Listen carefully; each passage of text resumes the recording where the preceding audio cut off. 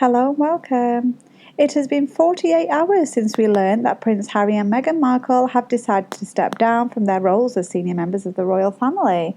During that time, most of the media coverage has focused on Meghan's mental state and the role that she played in the couple's decision to step away from the spotlight. Markle and Prince Harry. After all, Harry has been a royal his entire life.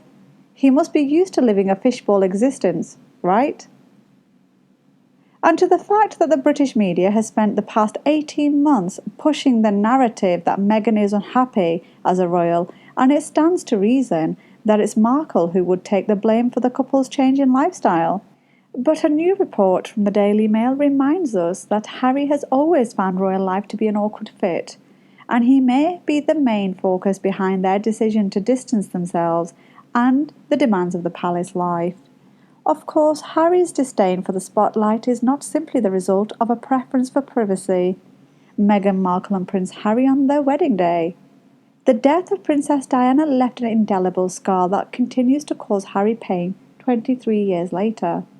And those that know him best say that he still remembers being forced to walk behind his mother's coffin on live television as one of the most galling and horrifying experiences of his entire life.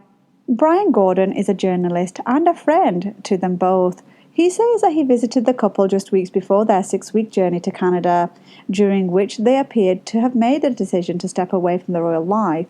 Gordon made some surprising observations about the couple during her time at Frogmore Cottage, and she also offered them some surprising advice. Meghan Markle and Prince Harry get fancy. Prince Harry is still living out the trauma he experienced after his mother's death, Gordon reported. He had spoken candidly of the panic attacks that he had long experienced whenever he appeared at a public engagement, she added. But if he thought then that he had beaten his mental torture, he now seemed to be realizing that he had spoken too soon. Obviously, these comments portray the couple's choice to abandon public life in a very different light, and hopefully they'll serve to shield Meghan from some of the criticism she's been forced to endure this week.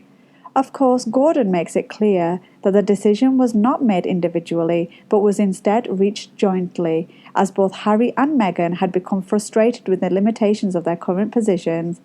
Gordon recalls witnessing Meghan's frustration and offering what would prove to be groundbreaking advice. "Why don't you jack it all in?" I said to Meghan after she had told me about the unexpected issues she had experienced in her new position. The loneliness, the sudden muting of her voice, the giving up of everything she knew for love, only to be, as she saw it, hounded and pilloried. We're going to assume that jack it all in British slang means give it all up. If Gordon's portrayal of the couple is accurate, it seems Harry and Meghan had little choice but to step down for the sake of their mental health. But that doesn't mean the decision will be without consequences. One insider tells The Sun that Queen Elizabeth is feeling deeply wounded and is still expecting a proper explanation from Harry.